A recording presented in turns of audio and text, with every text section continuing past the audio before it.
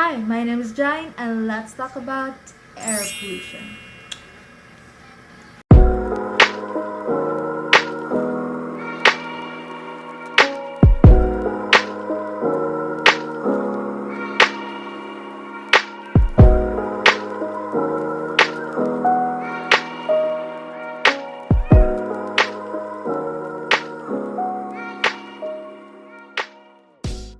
Air is vital for the survival of every creature in this planet. We basically depend on it 24/7. But due to the increasing industrialization and concentration of toxic gases in the environment, the air is getting more and more toxic day by day. Also, these gases cause many respiratory diseases. Apparently, malaria is no exception to air pollution, mainly because of the increasing number of vehicles.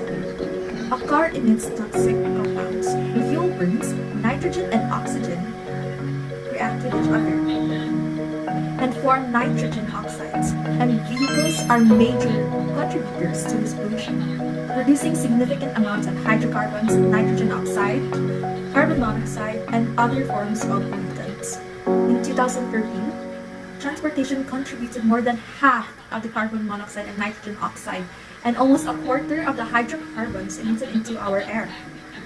Here in Manila, where I live, we have a lot of habal-habal drivers.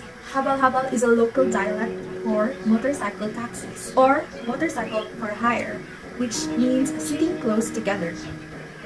They provide a community a reliable means of transportation. I usually take two rides, one to get me to the main road and the other to get me back home. Not only does it cost me, but it also contributes to the air pollution in the community. Imagine how many people use these habal-habal drivers as a means of transportation.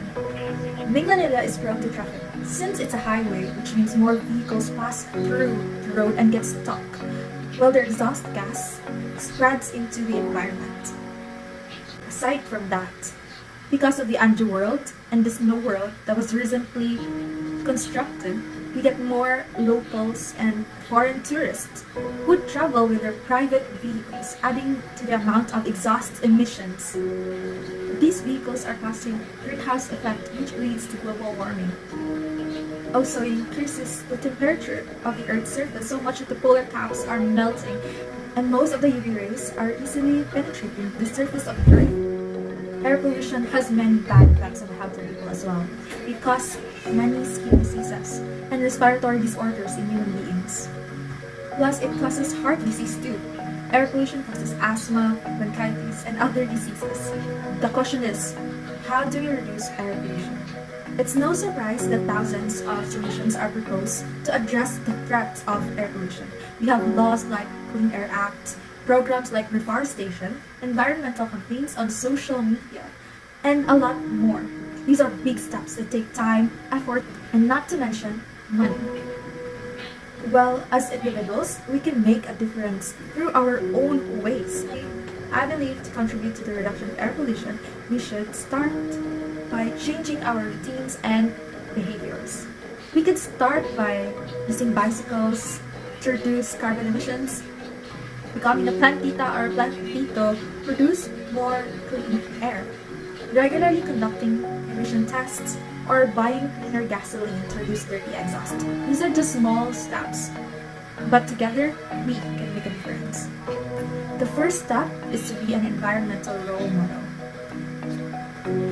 as an example for others to follow. Change could start within yourselves. In order to promote cleanliness and encouraging others, we should start by ourselves before encouraging others to do so. Discipline and respect is what it takes to act to help make our air more breathable. Basically, we cannot eliminate air pollution, but we can reduce it. So let's make our action from ripples to waves. Ta-ta!